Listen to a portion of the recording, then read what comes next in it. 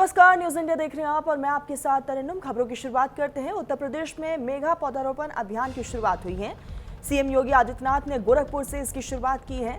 सुबह 10 बजे तक 11.5 करोड़ पौधारोपण किया गया है। सीएम योगी ने किया पौधारोपण अभियान का शुभारंभ, जिसकी तस्वीरें भी आपको दिखा रहे हैं और एक बड़ा टारगेट सरकार की तरफ से लेकर चला जा रहा है। इसी कड़ी में आज से इसकी शुरुआत हुई है। हरियाणा में हरियाली का महायज्ञ, जिसमें अब तक कई करोड़ पौधे लगाए गए हैं और इसकी शुरुआत खुद मुख्यमंत्री योगी आदित्यनाथ ने की और ये तस्वीर भी आपको दिखा रहे हैं। और साफ तौर पर सीएम ने लोगों से भी अपील की है कि इस अभियान में लोग बढ़ चढ़कर हिस्सा लें और पर्यावरण को सुरक्षित रखें। तो ये संदेश यहाँ पर सीएम की तरफ से दिया गया है और इस मेगा ड्राइव की शुरुआत सीएम योगी आदित्यनाथ ने की। एक पेड़ माँ के नाम अभियान को रफ्तार मिल चुकी है और मुख्यमंत्री ने लोगों से भी आग्रह किया है कि वो इसमें बढ़ चढ़कर हिस्सा लें। तो उत्तर प्रदेश में इस बड़े अभियान की शुरुआत हुई है, जिसमें एक बड़ा टारगेट रखा गया है। कई हजार करोड़ पौधे लगाने हैं और इसकी शुरुआत मुख्यमंत्री योगी आदित्यनाथ ने की, जहां सीएम की तरफ से प्रदेशवासियों से आग्रह भी किया गया है कि वो इस अभियान से जुड़े और लोगों से भी कहा गया है कि पर्यावरण को सुरक्षित बनाएं और पर्यावरण संरक्षण को लेकर एक बड़ा संदेश मुख्यमंत्री ने दिया है।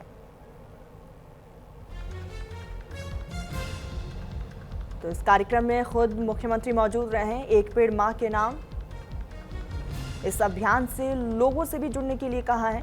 तो गोरखपुर से इसकी शुरुआत हुई है। इस महाअभियान की सुबह 10 बजे तक 11.5 करोड़ पौधारोपण हुआ है और आने वाले समय में ये आंकड़े और भी ज़्यादा बढ़ेंगे, क्योंकि एक बड़ा टारगेट राज्य सरकार की तरफ से सेट किया गया है अलग अलग ज़िलों को लेकर भी। और साथ ही इस ड्राइव की शुरुआत हुई है, जिसमें खुद मुख्यमंत्री योगी आदित्यनाथ ने भी बाकायदा पौधा लगाया। कार्यक्रम में कई गणमान्य लोग भी मौजूद रहे और सुबह 10 बजे तक 11.5 करोड़ पौधे लगाए गए हैं। धीरे धीरे ये आंकड़ा और भी ज़्यादा बढ़ेगा, आंकड़ों में इजाफा होगा, लेकिन एक संदेश यहाँ पर पर्यावरण को संरक्षण देने का संदेश, साथ ही कैसे उत्तर प्रदेश को और हरियाली के तौर पर देखा जाए, इसको लेकर भी एक बड़ा संदेश। और इस महायज्ञ की शुरुआत में लोगों ने भी बढ़ चढ़कर हिस्सा लिया है और उसी की तस्वीर है। मेगा ड्राइव की शुरुआत मुख्यमंत्री योगी आदित्यनाथ की तरफ से किया गया है और इसके जरिए खुद मुख्यमंत्री योगी आदित्यनाथ ने भी लोगों को पौधारोपण अभियान से जुड़ने के संदेश दिए हैं। तो गोरखपुर से इस मेगा ड्राइव की शुरुआत हुई है, इस महाअभियान की शुरुआत हुई है, जहां खुद सीएम योगी आदित्यनाथ ने भी पौधे लगाए। राम मंदिर ट्रस्ट में सीईओ की नियुक्ति की तैयारी तेज हो चुकी है। सीईओ सर्च कमेटी ने दिल्ली में एक बड़ी बैठक की है और ये पहली बड़ी मीटिंग हुई है। 1 महीने में चुना जा सकता है मंदिर ट्रस्ट का सीईओ। ट्रस्ट के सीईओ के लिए 18 जुलाई तक आवेदन। मंदिर ट्रस्ट के सीईओ के आवेदक का हिंदू होना बेहद जरूरी है। तो अब बड़ी बैठक हुई है। हालांकि अब ट्रस्ट की तरफ से 22 जुलाई को एक और बड़ी बैठक होगी। उस बैठक में आगे ट्रस्ट की क्या रणनीति होगी, किस तरीके से आने वाले समय में ट्रस्ट काम करेगा, इसको लेकर कई बड़े और कठोर निर्णय लिए जा सकते हैं। फिलहाल इस वक्त मंथन सीईओ को लेकर चल रहा है, क्योंकि बड़े बदलाव जो हैं वो देखने को मिलेंगे और 1 महीने में चुना जा सकता है मंदिर ट्रस्ट का सीईओ, क्योंकि राष्ट्रीय राजधानी दिल्ली में एक बड़ी बैठक हुई है और कहा यह जा रहा है कि इसके बाद भी 1-2 बैठकें और होंगी और उसके बाद तस्वीरें बिल्कुल क्लियर हो जाएंगी कि ट्रस्ट की तरफ से किसको बड़ी जिम्मेदारी सौंपी जाएगी। तो राम मंदिर ट्रस्ट में सीईओ की नियुक्ति को लेकर फिलहाल मंथन और चर्चाओं का दौर जारी है। सीईओ सर्च कमेटी ने दिल्ली में पहली बैठक की है। उस बैठक में आगे के रूपरेखा को लेकर चर्चा की गई है। तो 1 महीने में इसका जल्द ऐलान होगा। 18 जुलाई तक आवेदन कर सकते हैं सीईओ के पद के लिए। फिलहाल ट्रस्ट की तरफ से भी आने वाले समय में कई बड़े और कठोर निर्णय भी लिए जाएंगे राम मंदिर को लेकर। 22 जुलाई को एक बड़ी बैठक ट्रस्ट की तरफ से बुलाई गई है और उस बैठक के बाद कुछ हद तक तस्वीरें भी बेहद क्लियर होंगी। तो 1 महीने में चुना जा सकता है मंदिर ट्रस्ट का सीईओ और इसको लेकर लगातार मंथन का दौर जारी। राष्ट्रीय राजधानी दिल्ली में बड़ी बैठक हुई है। इससे पहले जो बैठक हुई थी उसमें आगे की रूपरेखा क्या होनी चाहिए, इसको लेकर मंथन किया गया और अब 22 तारीख को एक और बड़ी बैठक बुलाई गई है। फिलहाल सीईओ सर्च कमेटी ने दिल्ली में ये पहली मीटिंग की है और इस मीटिंग में ट्रस्ट के कई पदाधिकारी मौजूद रहे। साथ ही साथ कई ऐसे मुद्दे रहे हैं जिसको लेकर मंथन किया गया। ट्रस्ट होगा उसके अधीन ही सीईओ होगा वो स्वतंत्र नहीं है, वो ट्रस्ट के अधीन कार्य करेगा। तो जैसे आज इतने सारे लोग कार्य कर रहे हैं, इंजीनियर कार्य कर रहे हैं, वैसे ही सीईओ भी कार्य। केजरीवाल का राम मंदिर मुद्दे पर अभियान आज से देश भर में सिग्नेचर कैंपेन की शुरुआत आम आदमी पार्टी की तरफ से होगी। रोहिणी में सुंदरकांड पाठ से इसकी शुरुआत होगी। पीएम के नाम चिट्ठी पर हस्ताक्षर कराए जाएंगे। तो राम मंदिर से जुड़े कथित चंदा चोरी और जमीन खरीद घोटाले के आरोपों को लेकर आम आदमी पार्टी के राष्ट्रीय संयोजक अरविंद केजरीवाल ने बड़ा राजनीतिक अभियान शुरू करने का ऐलान किया है। केजरीवाल का कहना है कि इस पूरे मामले में दोषियों के खिलाफ कार्रवाई और सजा की मांग को लेकर देश भर में प्रधानमंत्री के नाम सिग्नेचर कैंपेन चलाया जाएगा और अभियान की शुरुआत आज से दिल्ली के रोहिणी में होगी। सुंदरकांड पाठ के साथ इसकी शुरुआत होगी। इसके बाद देश के हजारों स्थानों पर हनुमान चालीसा का पाठ आयोजित किया जाएगा और लोगों से प्रधानमंत्री के नाम लिखी चिट्ठी पर हस्ताक्षर कराए जाएंगे। इस अभियान को लेकर राजनीतिक माहौल गर्म होने की संभावना है। फिलहाल अरविंद केजरीवाल की तरफ से इसका ऐलान किया गया है। तो आज से देश भर में सिग्नेचर कैंपेन की शुरुआत आम आदमी पार्टी की तरफ से रोहिणी में सुंदरकांड पाठ के साथ इसकी शुरुआत होगी और उसके बाद अलग अलग जगहों पर पाठ किया जाएगा और लोगों के हस्ताक्षर लिए जाएंगे। प्रधानमंत्री नरेंद्र मोदी के नाम जो चिट्ठी लिखी गई है उस पर हस्ताक्षर आम आदमी पार्टी की तरफ से लिया जाएगा आम जनता का। इसीलिए इस कैंपेन का नाम सिग्नेचर कैंपेन दिया गया है। तो आज से इसकी शुरुआत हो रही है।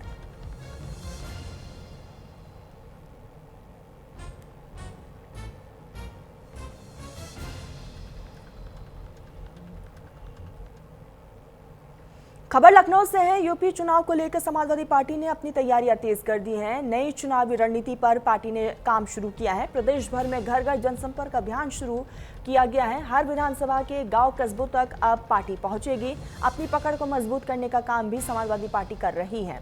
हर बूथ पर नए डिजिटल सदस्य जोड़ने का एक बड़ा टारगेट पार्टी की तरफ से सेट किया गया। तो उत्तर प्रदेश विधानसभा चुनाव की आहट के साथ ही राजनीतिक दलों ने अपनी तैयारियां तेज कर दी है। समाजवादी पार्टी ने भी चुनावी मोर्चों पर सक्रिय होते हुए नई रणनीति के साथ मैदान में उतरने की शुरुआत कर दी है। पार्टी ने प्रदेश भर में व्यापक जनसंपर्क अभियान शुरू करने का बड़ा फैसला लिया है, जिसके तहत कार्यकर्ता घर घर जाकर लोगों से संपर्क करेंगे और समाजवादी पार्टी की नीतियों, कामों और उपलब्धियों को जनता के सामने रखेंगे। इस अभियान का मेन मकसद है विधानसभा क्षेत्र के गांव, कस्बों और शहरी इलाकों तक संगठन की मजबूती। साथ ही साथ समाजवादी पार्टी ने संगठन को डिजिटल स्तर पर भी मजबूत करने की अपनी तैयारी की है। पार्टी का लक्ष्य है प्रत्येक बूथ पर नए डिजिटल सदस्यों को जोड़ना और जमीनी कार्यकर्ताओं के साथ साथ ऑनलाइन नेटवर्क को भी विस्तार देना है। माना यह जा रहा है कि आने वाले विधानसभा चुनाव को देखते हुए पार्टी की तरफ से ये बड़े निर्णय लिए जा रहे हैं।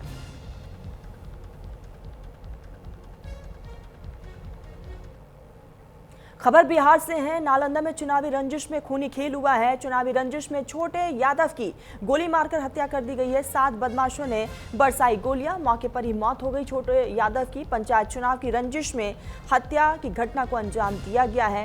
एफएसएल की टीम मौके पर पहुंची हुई है। सबूत को इकट्ठा किया जा रहा है। आरोपियों की तलाश तेज कर दी गई है। तो बिहार के नालंदा से ये सनसनीखेज वारदात सामने आई, जहां पुरानी चुनावी रंजिश ने एक बार फिर से खूनी रूप ले लिया है। छबीलापुर थाना क्षेत्र के केसरी बिघा गांव में हथियारबंद बदमाशों ने घर में घुसकर छोटे यादव की गोली मारकर हत्या कर दी। परिजनों का आरोप है कि इस हत्याकांड की जड़ सालों पुरानी पंचायत चुनाव की दुश्मनी है।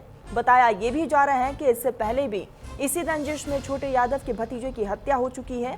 फिलहाल पुलिस ने मौके पर पहुंचकर जांच शुरू कर दी है और आरोपियों की तलाश में अलग अलग जगहों पर छापेमारी की जा रही है। तो एक बार फिर से कानून व्यवस्थाओं को ठेंगा दिखाते हुए 7 बदमाशों ने गोलियां बरसाई हैं।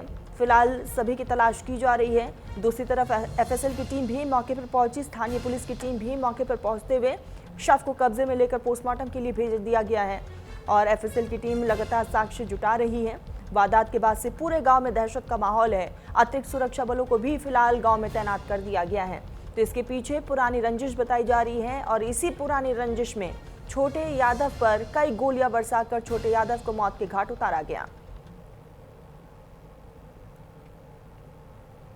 खबर वियतनाम से है। वियतनाम में टूरिस्ट बोट हादसा हुआ है। वियतनाम में भारतीय पर्यटकों से भरी बोट पलट गई है। बोट हादसे में 15 भारतीयों की मौत हो गई, जो तमिलनाडु, आंध्र प्रदेश और केरल के पर्यटक हादसे का शिकार हुए हैं।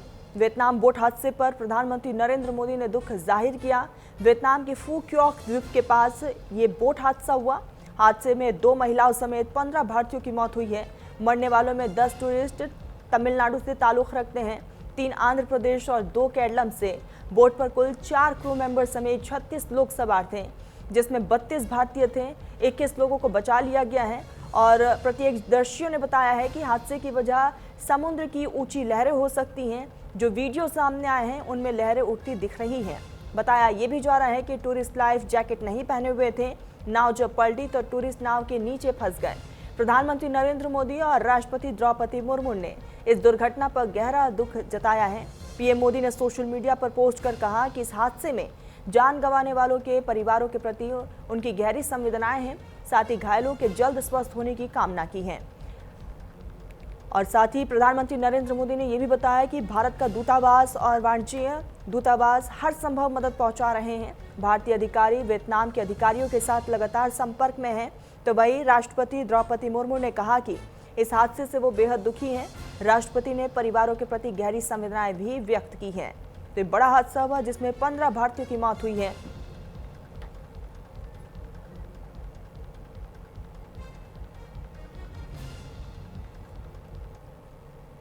सीधा आपको दिल्ली लिए चलते हैं, जहां बीजेपी की तरफ से संबित पात्रा प्रेस कॉन्फ्रेंस कर रहे हैं। क्या कुछ कह रहे सुनाते हैं।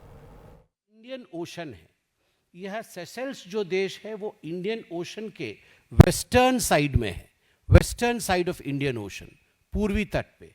और दूसरी तरफ आप देख सकते हैं इंडोनेशिया, ये इंडोनेशिया है। ये इंडोनेशिया इंडियन ओशन के ईस्टर्न साइड में है, पूर्वी छोर पे है। तो इंडियन ओशन के वेस्टर्न छोर से इंडियन ओशन के वेस्टर्न छोर तक ये एक स्ट्रैटेजिक अलायंस रहा।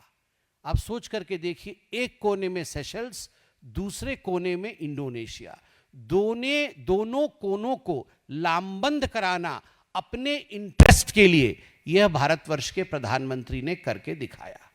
और अब आते हैं इंडो पैसिफिक। इंडो पैसिफिक कहने से बहुत लोगों को शायद समझ में न आए, इसलिए मैंने मैप में दिखाने का प्रयास किया है। प्रशांत महासागर, आप पैसिफिक ओशन देख सकते हैं। यहां पे आप देख सकते हैं कि सबसे पहले जापान की राष्ट्राध्यक्षा हमारे देश वह आई। यहां जापान है, आप देख सकते हैं, ये जापान है। ये प्रशांत महासागर पैसिफिक ओशन में है जापान। और आप नीचे देख सकते हैं कि माननीय प्रधानमंत्री अब इंडोनेशिया के बाद ऑस्ट्रेलिया गए, पैसिफिक के उसी लाइन में ऑस्ट्रेलिया गए और फिर न्यूजीलैंड गए। तो आप देखिए एक लाइन से जापान, ऑस्ट्रेलिया, न्यूजीलैंड, और यहाँ सेशल्स और इंडोनेशिया जहाँ इंडियन ओशन को बांधती है, वहीं पैसिफिक ओशन में जापान, ऑस्ट्रेलिया और न्यूजीलैंड, इन तीनों के विजिट से, इन तीनों के आपस के आचार विचार से इंडो पैसिफिक और इंडियन ओशन, ये दोनों क्षेत्र पे एक जबरदस्त पकड़, सामरिक, आर्थिक, वैचारिक और आर्थिक, इकोनॉमिकल, स्ट्रैटेजिक, और उसके साथ साथ आप पीपल सेंट्रिक, जनता के बीच आदान प्रदान का, कल्चर का, इन सब का एक बहुत बड़ा सेतु बंधा। मैं पहले विषय पे आता हूं जो सामरिक है और स्ट्रैटेजिक है, और इसमें किस प्रकार इंडियन ओशन और इंडो पैसिफिक में भारत आज एक, क्योंकि डिप्लोमेसी में एक एक शब्द महत्वपूर्ण होते हैं, आज भारत इस क्षेत्र में एक स्टेबलाइजिंग फोर्स बना है। इस शब्द को याद रखना है, एक स्थिरता प्रदान करने वाला फोर्स बना है। आप सोचिए, सभी देशों में कितने राष्ट्राध्यक्ष बदल गए, सभी देशों की नीतियों में कितना परिवर्तन हुआ, सभी देशों में कितने टर्मोइल आए और गए, मगर भारतवर्ष ने विश्व को दिखाया कि स्थिरता 2014 से अब तक एक पार्टी की स्थिरता, गवर्नेंस की स्थिरता, सरकार के काम करने की स्थिरता, पॉलिसी की स्थिरता, कोविड आई, कोविड गई, वॉर आए, वॉर जा रहे हैं, आर्थिक स्थिरता। तो हम एक स्टेबिलाइजिंग फोर्स बन के इंडो पैसिफिक और इंडियन ओशन में आज उभर पाए हैं। इसी को प्रधानमंत्री एक साथ लेके आ रहे हैं। इसके साथ साथ एक न्यू फ्रेमवर्क, डिप्लोमेसी में ये शब्द न्यू फ्रेमवर्क, एक फ्रेमवर्क बनाया गया, एक टेम्पलेट बनाया गया। ये सारे देश जो हैं इंडो पैसिफिक में और इंडियन ओशन में, ये इस फ्रेमवर्क के अंतर्गत काम करेंगे और ये फ्रेमवर्क होगा कोऑपरेशन का। और हाथ किसने बढ़ाया? भारतवर्ष ने ये फ्रेमवर्क तैयार किया। प्रधानमंत्री जी ने अपने परिश्रम से, अपने स्टेट्समैनशिप से, अपने पॉलिसी को भारत में लागू करके बाकी देशों को दिखाया। बाकी देश प्रेरित हुए और सभी देशों ने एक्सेप्ट किया कि yes, let this be the framework, let India decide the framework.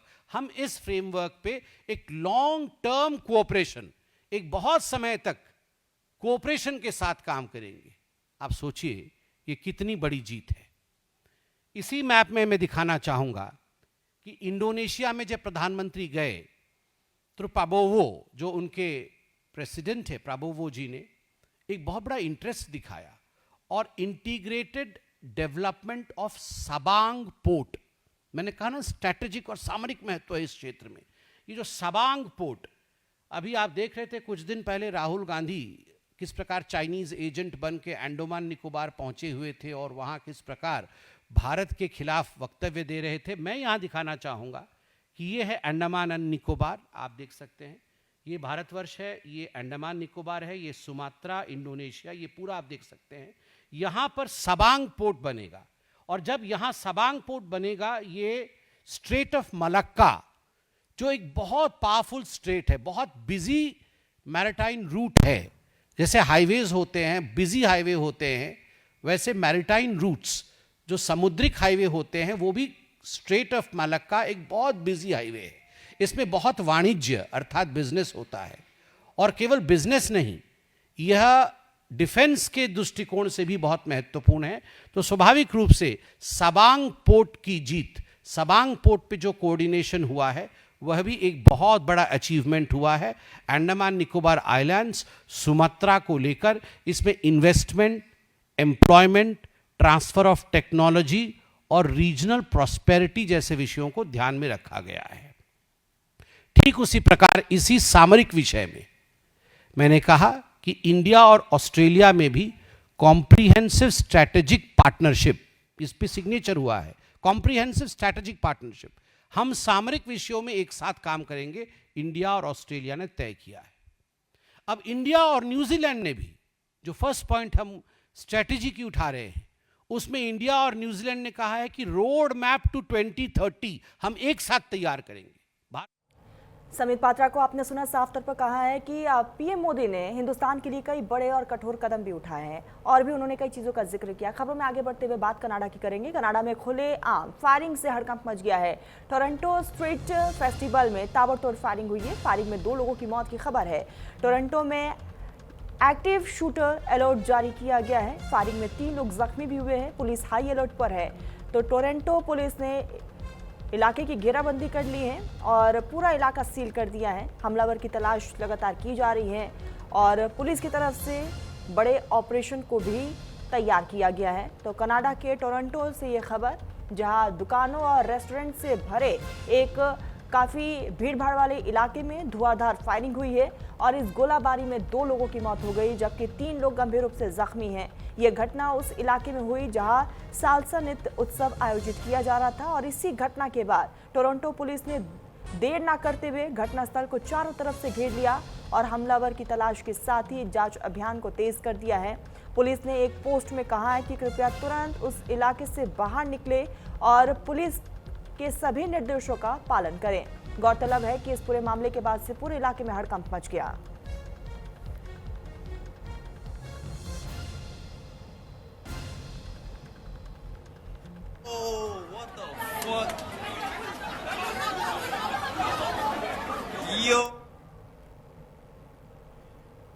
Iran पर अमेरिका का तीसरा हमला। हार्मुज में शिप अटैक के बाद यूएस का एक्शन देखने को मिला।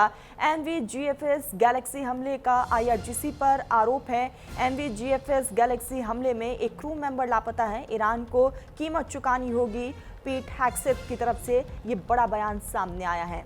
तो आपको बताते चले कि MV-GFS का इस्तेमाल किया गया है और इस गैलेक्सी से ये बड़ा अटैक किया गया है जिसमें एक क्रू मेंबर फिलहाल लापता बताया जा रहा है। तो ईरान पर अमेरिका का ये तीसरा बड़ा हमला है। इससे पहले भी अमेरिका की तरफ से ईरान के कई इलाकों में अटैक किया गया था, जिसमें सबसे रिहायशी इलाका ईरान का बूश शहर, वहां पर बड़ा हमला हुआ था। हार्मुज में शिप अटैक के बाद यूएस का ये एक्शन देखने को मिला है। MV-GFS गैलेक्सी हमले का IRGC पर आरोप है और MV-GFS गैलेक्सी हमले में एक क्रू मेंबर लापता है। ईरान को कीमत चुकानी होगी। पीट हैग्सेथ की तरफ से ये बड़ा बयान। अब देखने वाली बात कि अमेरिका की तरफ से क्या कदम उठाया जाता है। ईरान ने स्टेट ऑफ हार्मुज को फिर से बंद कर दिया है। हार्मुज बंद करने के बाद IRGC का बड़ा बयान सामने आया है। हार्मुज में हस्तक्षेप बंद करे अमेरिका। IRGC ने कहा है हमला किया तो यूएस के सैन्य ठिकानों को उड़ा देंगे और दखल बंद नहीं हुआ तो नहीं गुजरेगा कोई भी जहाज। तो IRGC ने साफ तौर पर दो टूक एक बड़ा संदेश अमेरिका को दे दिया है, क्योंकि इससे पहले भी जो MOU सिग्नेचर हुआ था दोनों मुल्कों के बीच, उसमें स्टेट ऑफ हार्मुज को खोलने की बात कही गई थी ईरान की तरफ से। हालांकि स्टेट ऑफ हार्मुज को खोल भी दिया गया, लेकिन हाल ही में जो अमेरिका की तरफ से हमला किया गया है बूश शहर समेत तकरीबन ऐसे 8 से 9 इलाके जहाँ पर ताबड़तोड़ ड्रोन से अटैक हुआ है, जिसमें भारी नुकसान ईरान को हुआ है। और ईरान ने साफ तौर पर कहा है कि जो समझौता हुआ था उसका उल्लंघन अमेरिका की तरफ से हुआ है और अब जो है स्टेट ऑफ हार्मुज को ईरान ने बंद कर दिया है, अगले आदेश तक के लिए बंद कर दिया है। साफ तौर पर अमेरिका को ये बड़ा संदेश जो है ईरान की तरफ से दिया गया है। IRGC ने यह भी कहा है कि जब तक अमेरिका नहीं मानता तब तक स्टेट ऑफ हार्मुज बंद रहेगा, कोई भी जहाज वहां से पार नहीं हो सकता।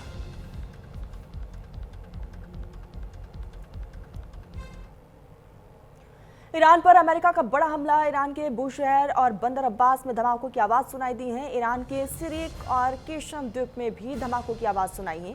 हमलों की वजह से काफ़ी नुकसान भी हुआ है और इस बीच जो है साफ तौर पर ईरान का कहना है कि वो अमेरिका को जवाब देगा। तो हमले में काफ़ी नुकसान की खबरें भी सामने आ रही हैं। कई रिहायशी इलाकों को अटैक किया गया है अमेरिका की तरफ से।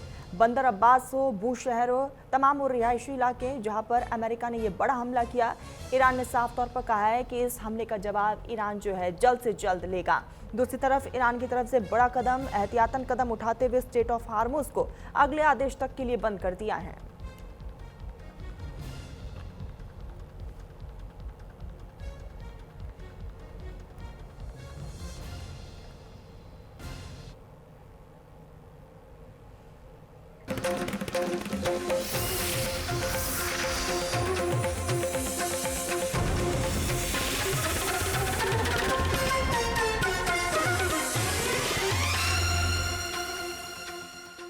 नमस्कार।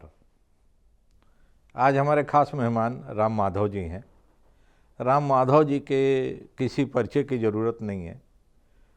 अगर मैं ये कहूँ कि राम माधव जी को पूरा भारतवर्ष जानता है, दुनिया के सारे प्रमुख देशों के जो राजनयिक हैं वो जानते हैं, देश और दुनिया के बड़े बुद्धिजीवी जानते हैं।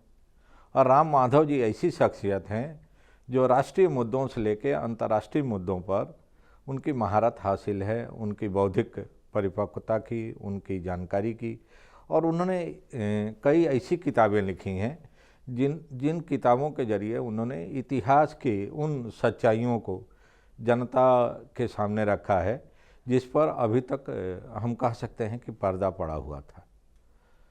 तो इसलिए हम सीधे बातचीत की शुरुआत करते हैं। और राम माधव जी से मैं पहला सवाल तो यही है कि बहुत ज़्यादा चर्चा इस समय देश में कि आप एक बार फिर भारत और पाकिस्तान के बीच में कोशिश कर रहे हैं कि एक मधुर संबंध बन जाए दोनों देशों का, और ये मधुर संबंध दोनों देशों के जनता के हित में है और दोनों देशों के विकास के लिए ज़रूरी है।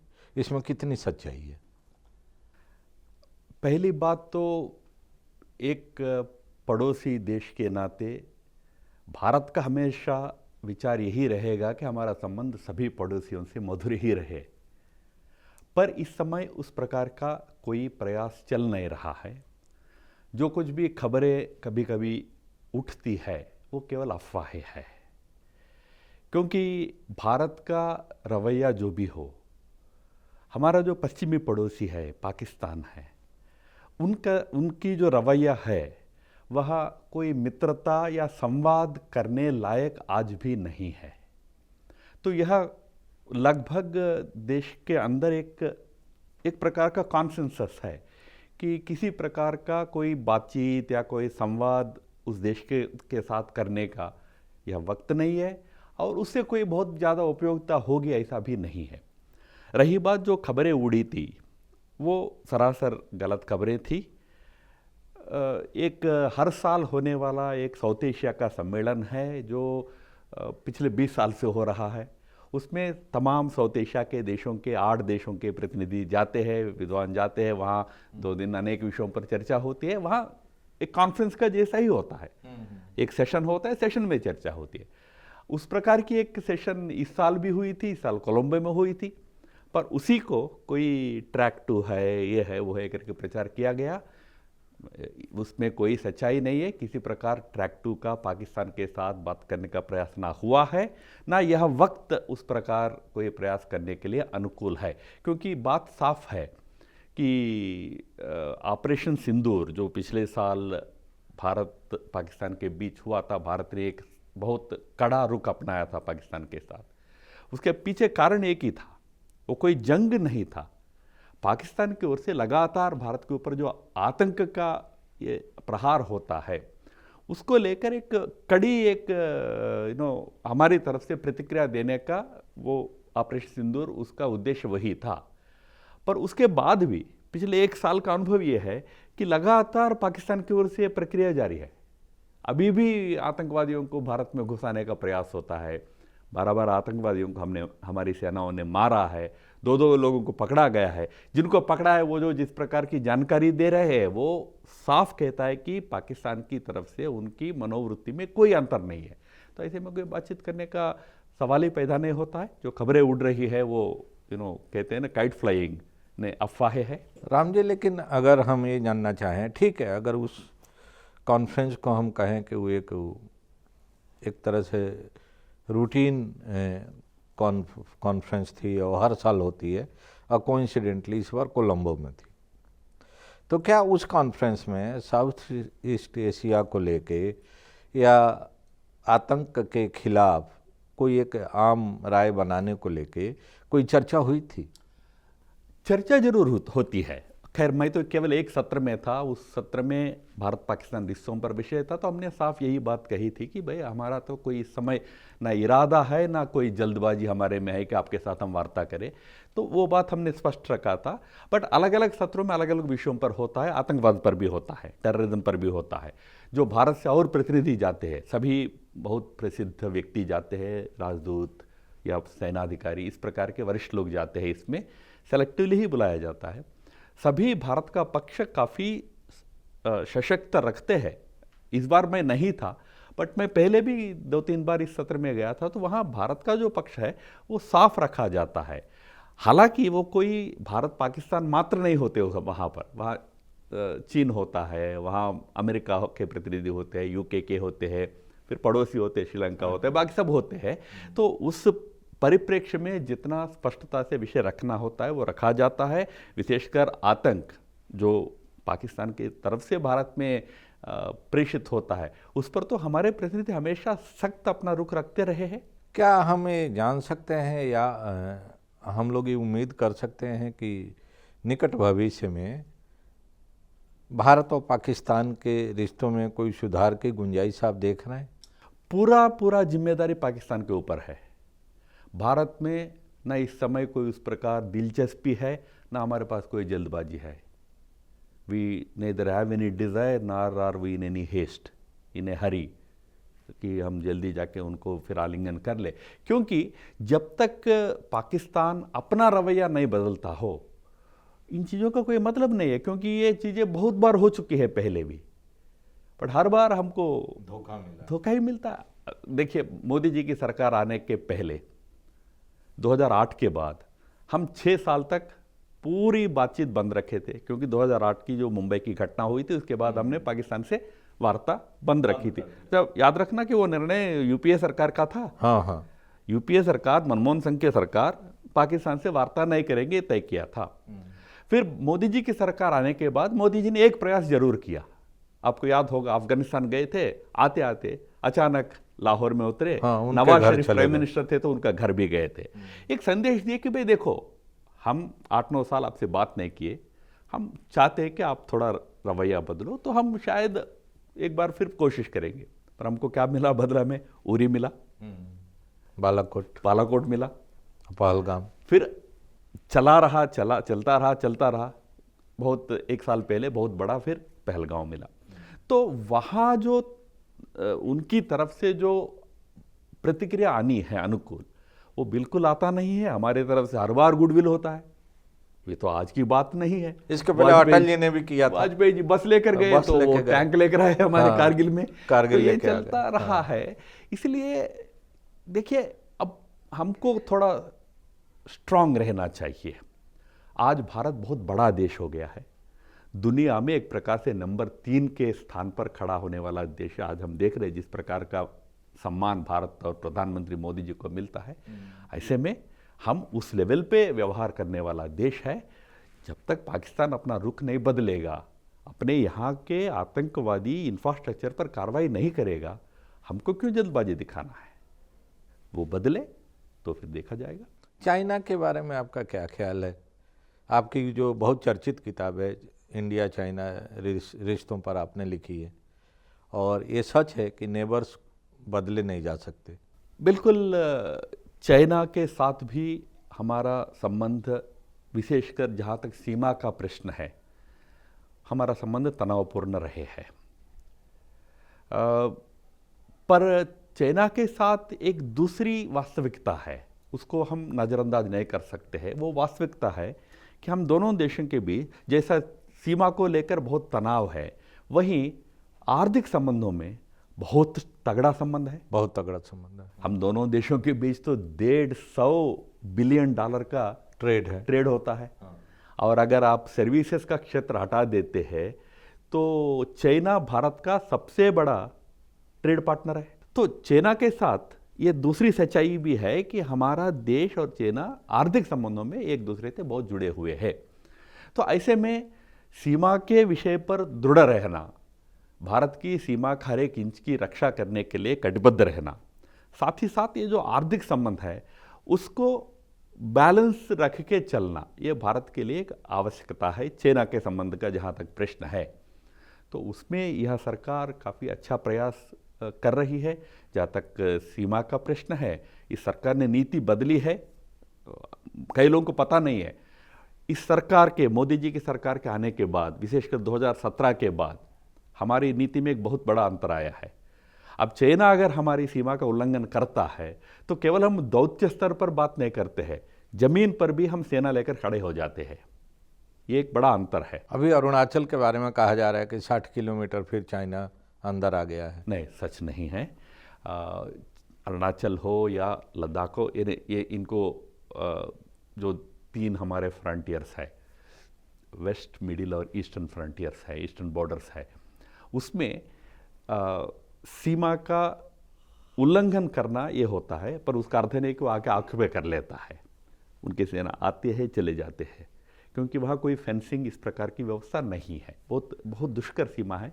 पता नहीं आपने देखा होगा कि नहीं, मैंने स्वयं देखा है। तो वहाँ हमारी सेना भी गश्ती करती है, कभी कभी हम उधर जाते, वो इधर, ये चलता है। कोई 60 किलोमीटर अंदर आया हो, ये बात मैं तो कहीं पढ़ा नहीं था, ये बिल्कुल सच्चाई नहीं होगी, क्योंकि इस समय हम अरुणाचल सीमा पर भी उतनी सतर्कता से खड़े हैं जितनी सतर्कता से आज हम लद्दाख की सीमा पर खड़े हैं। सर, एक और चीज़ आए दिन कही जाती है कि जिस दृढ़ता से हमारी विदेश नीति पाकिस्तान के मामले में दिखाई देती है, जिस दृढ़ता से हमारी विदेश नीति बांग्लादेश के बारे में दिखाई देती है, नेपाल के बारे में दिखाई देती है, उस दृढ़ता से चाइना के बारे में नहीं दिखाई देती। क्या ये हमारी कोई आंतरिक कमजोरी है या हमारी दूरदर्शिता की कमी है? नहीं, वास्तव में ये आकलन भी सही नहीं है। जैसा मैंने कहा, 2017 में एक डोकलाम नाम के स्थान पर जो भारत तिब्बत और चीन का ट्राई जंक्शन है, ट्राई जंक्शन, वहाँ पर चीन ने एक रोड बनाने का कार्य शुरू किया था। 2017 की बात है ये। उस रोड निर्माण में वो भूटान की सीमा के अंदर घुस रहा था, पर उसके कारण ये ट्राई जंक्शन भी नीचे आ रहा था, डिस्टर्ब हो रहा था। उन्होंने बड़ा बुलडोजर, बड़ा बड़ा हेवी इक्विपमेंट ला के रोड का काम शुरू किया। पहली बार भारत ने न केवल विरोध किया या न केवल डिप्लोमेटिक लेख या न पत्र भेजा, बल्कि खुद हम भी हमारा बुलडोजर, हमारा हेवी इक्विपमेंट लेके उनके सामने खड़े हो गए।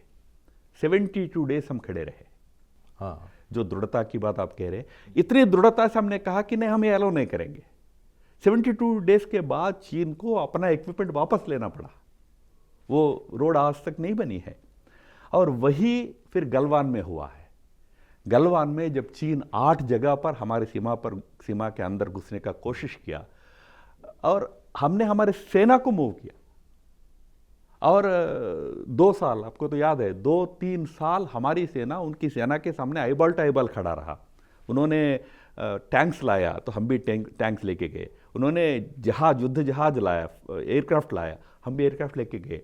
हमने हमारी जमीन की रक्षा के लिए दृढ़ता से खड़ा रहा है। उसी का परिणाम है 8 के 8 लगभग सभी स्थानों पर आज समझौता हो गया। चीन वहाँ से वापस हटा, अब आज भारत की सीमा में आने का कोशिश नहीं हो रहा है। तो इसलिए जहाँ तक सीमा का प्रश्न है, उस पर हम जरूर चीन के साथ जो दृढ़ता आवश्यक है, वो दृढ़ता को हम दिखा रहे हैं। हम चीन से यही अपेक्षा करते हैं, भारत के सेंटिमेंट्स को समझे, भारत को सम्मान दे और भारत के जो मुद्दे हैं उनको समझकर चीन व्यवहार करे। ये हमने चीन को स्पष्ट कहा है। बट रही बात बाकी संबंधों की, मैंने जैसा कहा, ट्रेड बहुत बड़ा संबंध है, टेक्नोलॉजी का डिपेंडेंस बहुत है, उस पर हमारा एक संबंध जरूर है। तो इसी को लेके थोड़ा सा जनता में एक कन्फ्यूजन क्रिएट होता है कि एक तरफ तो हम लोग जनता से अपील करते हैं कि आप चाइनीज गणेश, चाइनीज झालर, चाइनीज प्रोडक्ट का उपयोग ना करिए, स्वदेशी प्रोडक्ट का उपयोग करिए, go for local, go for indigenous products. और दूसरी तरफ चाइनीज प्रोडक्ट्स को हम भारी मात्रा में इंपोर्ट की इजाज़त देते हैं। जितनी हेवी इंडस्ट्रीज हैं उसके बड़े बड़े कॉन्ट्रैक्ट चाइनीज कंपनियों को दे देते हैं। तो ये जो कॉन्ट्राडिक्शन है, या हम कहें कि एक तरह का कन्फ्यूजन है, इसको कैसे एड्रेस किया जाना चाहिए आपकी नज़र में? नहीं, मोदी जी की सरकार आने के बाद जो मैन्युफैक्चरिंग गुड्स सेक्टर है, यानी हमारा टूथपेस्ट हो, हमारा बल्ब हो, हमारा टॉर्च लाइट हो, हमारे छोटे छोटे रोजमर्रा के जीवन के उपयोग के वस्तु हो, इनका भारत में चीन से जो निर्यात होता था, आयात होता था, इस पर काफ़ी बड़े पाबंदी लगाए गए हैं, काफ़ी रिस्ट्रिक्शंस लगाए गए हैं। पहले रिस्ट्रिक्शंस तो थे, पर वो दूसरे तीसरे रास्ते से आ जाते थे। जिन देशों के साथ हमारा फ्री ट्रेड एग्रीमेंट्स थे, वो देशों के रास्ते से आ जाते थे।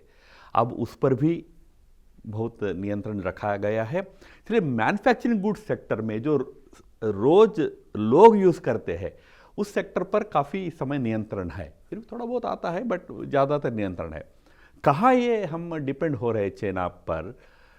डीप टेक इंडस्ट्री के सेक्टर पर, जैसा ईवी बैटरीज पे सेक्टर पे हम डिपेंड हो रहे हैं। चिप्स पर हो रहा है, चिप्स पर होना पड़ रहा है, या केमिकल्स, दवाइयों के जो बेस पर केमिकल्स होते हैं, फुल्ली डिपेंडेंसी, उस पर डिपेंड होना पड़ रहा है। जिन क्षेत्रों में भारत अपनी क्षमता को और बढ़ाना आवश्यक है, वो जैसे बढ़ेगा हमारा डिपेंडेंस कम होगा। अन्यथा हमारा प्रयास है कि भारत धीरे धीरे ये जो असंतुलन है, इस ट्रेड में एक असंतुलन है, हम ज़्यादा आयात करते हैं, हम बहुत कम निर्यात करते हैं। हाँ, वो ट्रेड इम्बैलेंस है। इस इम्बैलेंस को भी खत्म करने का कोशिश भारत कर रहा है। पर जैसा मैंने कहा कि जो चीनी वस्तुओं का दैनंदिन जीवन में बहिष्कार करना जो एक आइडियोलॉजिकल पॉइंट है, उस पर आज भी सरकार भी दृढ़ है, हम सब भी दृढ़ है। जहाँ आवश्यक है, जहाँ विकल्प नहीं है, वहाँ कुछ चीज़ें हम आयात करना पड़ता है, वहाँ हमारा डिपेंडेंस बढ़ रहा है। ज़रूर एक सोचने वाला विषय है कि नॉर्थ ईस्ट में जो इस समय चल रहा है, और नॉर्थ ईस्ट की जो पॉलिसी रही है, ख़ास तौर से भारतीय जनता पार्टी की और एनडीए की सरकार की, उसको अगर कहा जाए तो राम माधव जी उसके आर्किटेक्ट रहे हैं। और आज की तारीख में अगर नॉर्थ ईस्ट के 11 राज्यों में लगभग 10 राज्यों में जो एनडीए और बीजेपी की सरकारें हैं, तो उसका क्रेडिट अगर ईमानदारी से उसका मूल्यांकन किया जाए तो राम माधव जी को देना चाहिए। और यहाँ तक कि कश्मीर में पहली बार अगर बीजेपी की सरकार बनी, साझा सरकार ही सही, तो उसका भी श्रेय राम माधव जी को ही जाता है।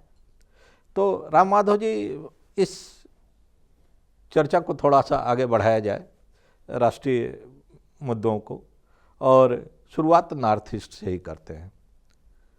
आपने जो नॉर्थ डेमोक्रेटिक अलायंस बनाया वहाँ, नॉर्थ ईस्ट डेमोक्रेटिक अलायंस, उसके जरिए जो कामयाबी आपने दिलाई एनडीए को और भारतीय जनता पार्टी को, वो बियॉन्ड इमेजिनेशन है।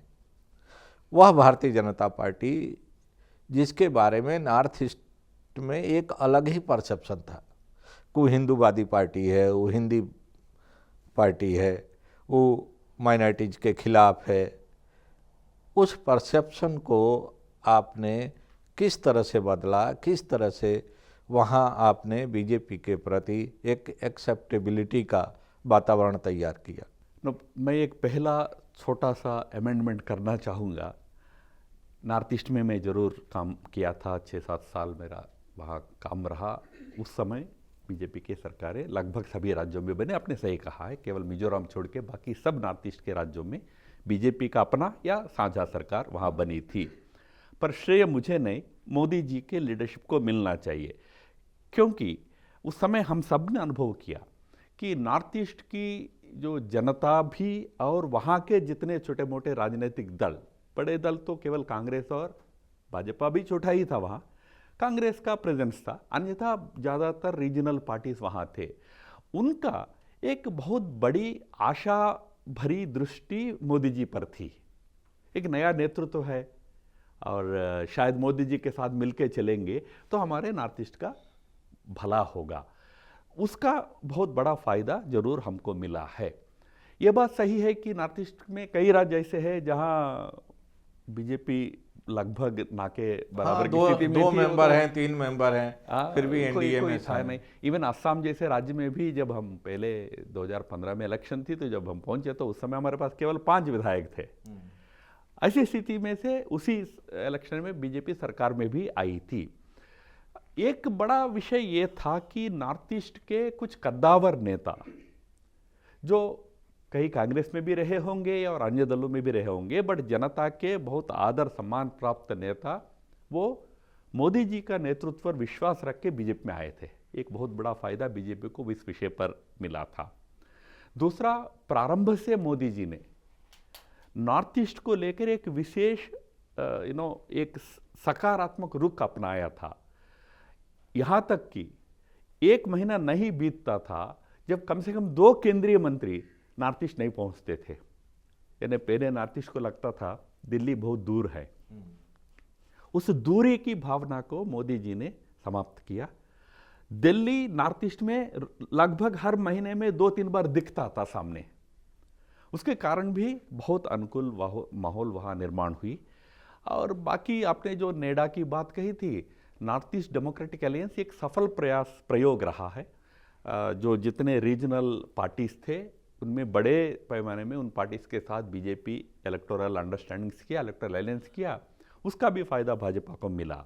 बट कुल मिलाकर देश के अंदर 2014 में जो बड़ा परिवर्तन आया था, उस परिवर्तन को नॉर्थ ईस्ट के भी लोग और नेता, नॉर्थ ईस्ट के लोकल लीडरशिप, उसने गहराई से देखा और समझा कि ये कोई आम परिवर्तन नहीं है, ये खास परिवर्तन है। एक बहुत बड़ा बदलाव देश में आने वाला है, ये मोदी जी के नेतृत्व में आने वाला है।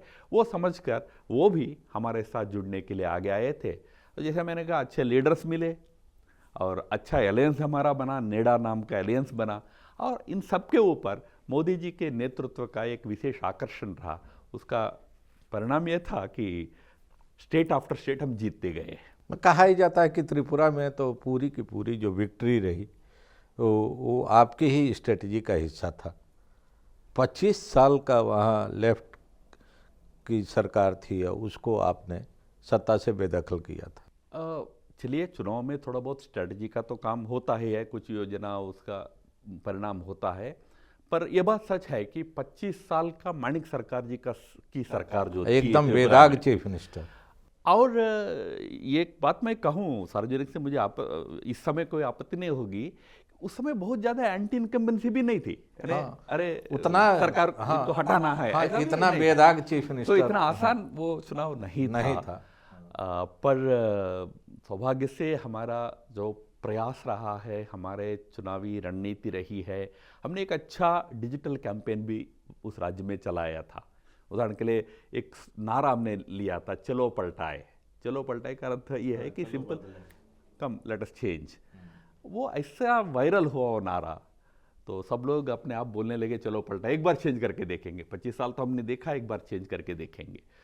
तो एक बड़ी सफलता त्रिपुरा में मिली, बहुत अच्छे कार्यकर्ताओं का मेहनत रही है केंद्रीय पार्टी का। और जैसा हमेशा होता है, मोदी जी का लीडरशिप तो बहुत बड़ा एसेट ही रहा है, मोदी जी का आकर्षण बहुत बड़ा इशू हर चुनाव में रहा है। तो उसके चलते वहाँ भी एक अच्छी सफलता 2018 में भाजपा को मिली है। वो सेकंड टाइम भी हमने रिपीट कर पाया 2023 में। अब थोड़ा कश्मीर के बारे में चर्चा करनी चाहिए, क्योंकि कश्मीर आज़ादी के पहले से लेकर और आज तक लगातार हेडलाइंस में रहा है, और आपकी पार्टी का एक बहुत बड़ा पॉलिटिकल एजेंडा भी रहा कश्मीर, श्यामा प्रसाद मुखर्जी जी से लेकर और आज तक। उस कश्मीर जैसे राज्य का दायित्व आपके पास था। टेक्निकली कहें तो बीजेपी ने, जब बीपी सिंह प्राइम मिनिस्टर थे, उस समय परोक्ष रूप से पीडीपी के साथ, या कहें कि मुफ्ती मोहम्मद सईद को भी समर्थन देके और बीपी सिंह की कैबिनेट में मंत्री बनवाया था। लेकिन डायरेक्टली बीजेपी और पीडीपी की जो सरकार बनी, उसका एक बार फिर हम उस शब्द को रिपीट कर रहे हैं, उसके आर्किटेक्ट आप रहे। और तब बीजेपी के अंदर ही एक बहुत बड़ा तबका था जिसको आश्चर्य हो रहा था कि ये क्या हो रहा है, कि जिस पार्टी को लेके हम लोग इतने दिन से विरोध में थे, नेशनल कॉन्फ्रेंस ऑफ पीडीपी और मुफ्ती परिवार और अब्दुल्ला परिवार, उस पार्टी के साथ राम माधव जी गलबहियाँ कर रहे हैं और सरकार बनवा रहे हैं बीजेपी का। तो ये कहीं ऐसा तो नहीं है कि बीजेपी का जो मूल सिद्धांत है उससे हम डेविएट कर रहे हैं या उसको डाइल्यूट कर रहे हैं? आपने इतना बड़ा रिस्क लिया जिसमें कि आपका भी पूरा एक क्रेडिबिलिटी और इंटीग्रिटी दांव पर थी, उसके पीछे कौन सी स्ट्रेंथ था जो कि आपको इस काम को करने के लिए उस समय इंस्पायर कर रहा था? नहीं, पहली बात तो मैं इस क्षेत्र में कभी पर्सनल क्रेडिबिलिटी की चिंता कभी नहीं करता। मैं आज भी नहीं करता, उस समय भी नहीं किया था। पर्सनल इंटीग्रिटी रखो, ईमानदारी रखो, प्रामाणिकता रखो। अब इमेज बदलते रहता है, पर एक बात मैं यहाँ स्पष्ट कहूँ, जम्मू कश्मीर में जो भी हमने एक प्रयोग किया, I would like to call it an experiment, प्रयोग किया, वह प्रयोग कोई मेरे कारण किया ऐसा नहीं था। उस समय पार्टी के जो या सरकार में जो वरिष्ठ लोग थे, सबकी सहमति से वो प्रयोग हमने किया था। मैं मानता हूँ कि एक बहुत बड़ा सफल प्रयोग था वो। 3 साल तक वो प्रयोग सफल चली। 3 साल के बाद जब हमको लगा कि उस प्रयोग से जो हम अपेक्षा कर रहे थे वो हासिल नहीं हो पा रहा है, तो हमने स्वयं वो अलायंस को छोड़ के बाहर आया। हाँ, मुझे इस बात का पूरा ज्ञान है। उसी समय मैं बहुत फेस करता था, टीवी चैनलों में फेस करता था, या हमारे कार्यकर्ताओं से भी फेस करता था, में भी कई लोग प्रश्न करते थे कि ये कैसा अलायंस आपने बना दिया है। वहाँ विषय ऐसा था कि एक ऐसी मैंडेट आई थी उस इलेक्शन में, 2014 की इलेक्शन थी वो, मैं इंचार्ज था। तो मैंडेट ऐसी थी कि बीजेपी के पास 25 सीट, पीडीपी के पास 29 सीट, ये दोनों साथ आए तो सरकार, नहीं आए तो दोबारा इलेक्शन। कोई तीसरा विकल्प संभव ही नहीं था। तो ऐसे में क्या किया जाए, क्या फिर से इस मैंडेट को ठुकरा जाए? बीजेपी को 25 सीट मिलना भी छोटी विषय नहीं थी। बीजेपी को सबसे अधिक जब सीट मिले थे तो 7 सीट मिले थे, तो वहां से 25 सीट तक बीजेपी पहुंचा। तब भी आप सरकार नहीं बनाओगे तो अगली बार जम्मू वाला वोट क्यों देगा आपको? एक पॉलिटिकल हमारे पास एक समस्या थी यार, इस समय भी हम अगर पहल नहीं करेंगे तो कैसा, पर करना है तो किसके साथ करना है? पीडीपी अकेले है, नहीं करोगे तो दोबारा चुनाव करो, राष्ट्रपति शासन लगाओ, फिर चुनाव करो। ऐसे में सब सीनियर्स ने सोचकर तय किया है कि कॉमन मिनिमम प्रोग्राम बने, एजेंडा ऑफ अलायंस उसका नाम था, एजेंडा ऑफ अलायंस बने। उस एजेंडा में विवादास्पद जो इश्यूज है जैसा 370 है या पंडित्स का इश्यू, इस पर एक स्पष्ट दोनों की सहमति का रुख बने, उसके बाद ही अलायंस का सरकार बने। उसके लिए 40 दिन लगा, काफ़ी आगे पीछे हुआ, अंत में जाकर एक एजेंडा ऑफ अलायंस के आधार पर हमने सरकार बनाई थी। किसी चीज़ पर कोई कॉम्प्रोमाइज़ नहीं हुआ था। क्योंकि आपने विषय उठाया, एक बात कहता हूँ, 1967 में संयुक्त विधायक दल सरकारें बनी थी देश में 8 राज्यों में, एसवीडी गवर्नमेंट्स। उसमें कम्युनिस्ट भी थे, जनसंघ भी थी, जनसंघ भी था। तो उस समय कैसे किए थे? कम्युनिस्ट और जनसंघ विरोधी थे। लेकिन उस साथ समय में भी सरकार बनी। प्रश्न उठता था। तो गुरुजी गोलवालकर आरएसएस के चीफ थे, उनके सामने किसी कार्यकर्ता ने विषय उठाया, क्या दीनदयाल उपाध्याय जी ने, मैं उनका कंपेयर नहीं कर रहा हूं मैं उन लोगों के साथ, बट जल उदाहरण के लिए कह रहा हूं, तो ऐसा कैसे कर दिया? तो गुरुजी मजाक से कहते थे कि भाई देखो, ये कम्युनिस्टों को सोचना चाहिए ना, कि वो क्यों आ गए साथ में? कम्युनिस्ट को ये डर होना चाहिए कि भाई दीनदयाल के पास कैसे जाएंगे।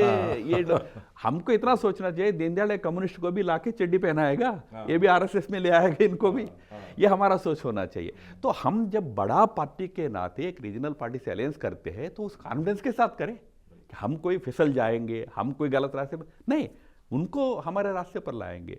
हमारा यही विचार था, यही प्रयास था, जितना चला उतना चला। राम जी, वहाँ 3 साल आपकी भी सरकार रही, फिर उसके बाद तमाम घटनाक्रम हुए, उसको हम विस्तार में नहीं जाना चाहते हैं।